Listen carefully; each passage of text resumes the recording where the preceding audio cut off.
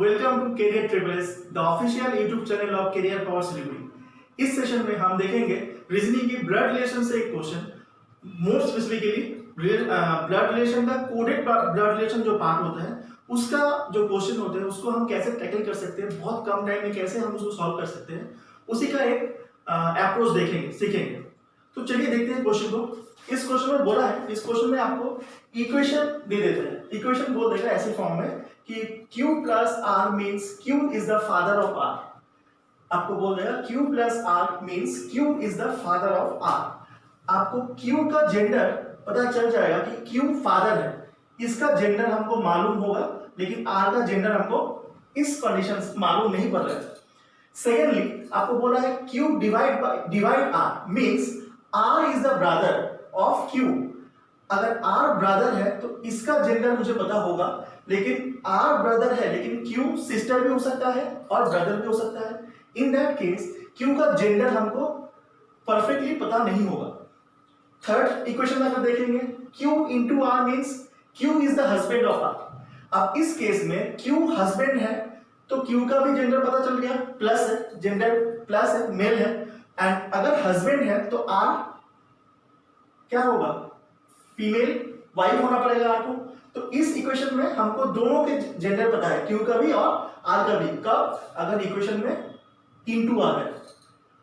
Next Q minus R means Q is the sister of R। Again Q का gender पता होगा, sister, Q sister है तो negative minus, लेकिन R brother और सिस्टर कुछ भी हो सकता है, तो R का जेंडर हमको नहीं मालूम होगा।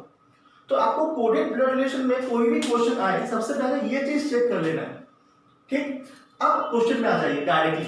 क्वेश्चन में आपसे पूछा है in the expression this, in this expression how is S related to R. इस एक्सप्रेशन को अगर हम फॉलो करेंगे तो एस क्या होगा आर का, आपसे यही पूछा है। तो स्टूडेंट पहले ही ये इक्वेशन देखते हैं और फिर बनाने लग जाते हैं फैमिली ट्री। आपको फैमिली ट्री हर जगह बनाने की जरूरत नहीं पड़ता है। जैसे इस क्वेश्चन में अगर हम फैमिली ट्री नहीं बनाएंगे तब भी मेरा काम चल जाएगा। कैसे, देखिए आपको हमेशा याद रखना है ब्लड रिलेशन में अगर कोडेड ब्लड रिलेशन का क्वेश्चन आपसे पूछ रहा है, सबसे पहले आपका अप्रोच ये होना चाहिए कि आपको जिसके बारे में पूछ रहा है उसका जेंडर पता चल रहा है कि नहीं पता चल रहा है, ये पहले आपको फाइंड आउट करना है। तो मुझे यहाँ पे पूछा है एस कैसे रिलेट करता है आर से, how is S related to R. तो मैं कोशिश करूंगा इस इक्वेशन में एस का जेंडर क्या है पहले वो मैं निकालूं। अब एस का जेंडर देखने के लिए आप देखिए यहां पे S divide by T, divide, ठीक। अब इस जो डायरेक्शन दिया था क्वेश्चन का वहां पे चले जाइए। डिवाइड का मतलब क्या था, Q divide by R means R is the brother, that means यहां पे T इज द ब्रदर होगा। डिवाइड का मतलब ब्रदर, लेकिन ब्रदर कौन, जो लास्ट में आ रहा है, मतलब इस इक्वेशन में R ब्रदर था तो इस इक्वेशन में T ब्रदर होगा। तो इसका जेंडर मुझे मालूम होगा, लेकिन एस का जेंडर मुझे मालूम नहीं है, ठीक है। आगे देखते हैं P माइनस एस, माइनस का मतलब देखो यहाँ पे माइनस मतलब Q minus R means Q is the sister, that means P minus S means what, P sister है लेकिन एस क्या है, ब्रदर है या सिस्टर है, नहीं पता। तो P का जेंडर तो पता है, लेकिन एस का जेंडर मुझे आगे वाले से भी और पीछे वाले से भी कहीं से भी मुझे मालूम नहीं पड़ रहा है। तो अगर मुझे एस का जेंडर ही मालूम नहीं है, हम कैसे बोल देंगे ब्रदर है, सिस्टर है, फादर है, मदर है, हम कुछ नहीं बोल सकते। दैट मींस इसका आंसर क्या होगा, CND, can not be determined. Alright, second question में आपसे पूछा है, एक इक्वेशन दिया है, आपसे पूछा है how is M related to Q. M का रिलेशन क्या है क्यू के हिसाब से। अब पहले यहां पे भी आप जज करेंगे कि क्या एम का जेंडर पता चल रहा है। अब देखो T divide by M, divide का मतलब मैंने क्या देखा था, डिवाइड का मतलब मुझे याद मालूम चला था कि अगर डिवाइड आएगा तो जो जिसके बारे में लास्ट में जिक्र हुआ है उसका जेंडर मुझे पता होता है। दैट मीन्स यहाँ पे T डिवाइड बाई M, तो M क्या बन जाएगा, M is the brother of T। तो M अगर ब्रदर है तो उसका जेंडर मुझे प्लस बनाना ही होगा, मेल बनाना ही होगा, ठीक। हमसे पूछा है how is M related to Q. आप क्यू के बारे में पूछे, आर के बारे में पूछे, किसी के बारे में पूछे, सबसे पहले आपको देखना है जेंडर क्या है। जैसे जेंडर मुझे मालूम चल गया, यहाँ पे क्या है, मेल है, प्लस है, तो अगर जेंडर मेल है तो मैं डॉटर ऑप्शन हटा दूंगा, मैं सी एंड डी को भी हटा दूंगा क्योंकि मुझे जेंडर पता चल गया है। अब मेरे पास दो ऑप्शन बच रहा है, सन और ग्रैंडसन, दोनों के दोनों प्लस है तो कोई भी इनमें से हो सकता है।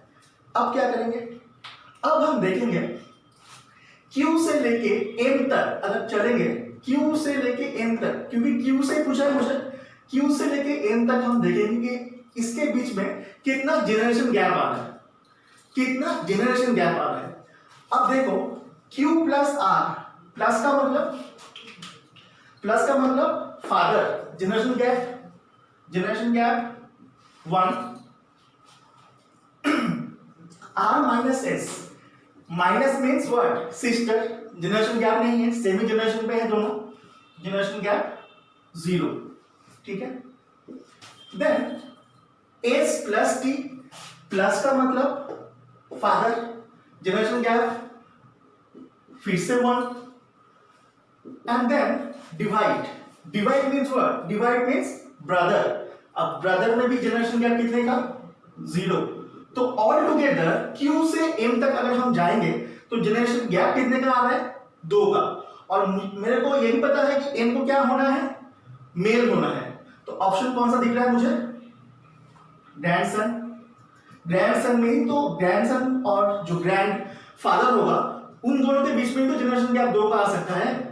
तो इस क्वेश्चन का आंसर भी हम बिना पेन पेपर यूज करे, बिना फैमिली ट्री बनाए कर सकते हैं ऐसे। आई होप आपको ये चीज समझ में आया है। ये जो कॉन्सेप्ट मैंने आज बोला, इस कॉन्सेप्ट को आप ब्लड रिलेशन का जो कोडेड पार्ट है उसमें आप अप्लाई कर सकते हैं हर एक क्वेश्चन पे।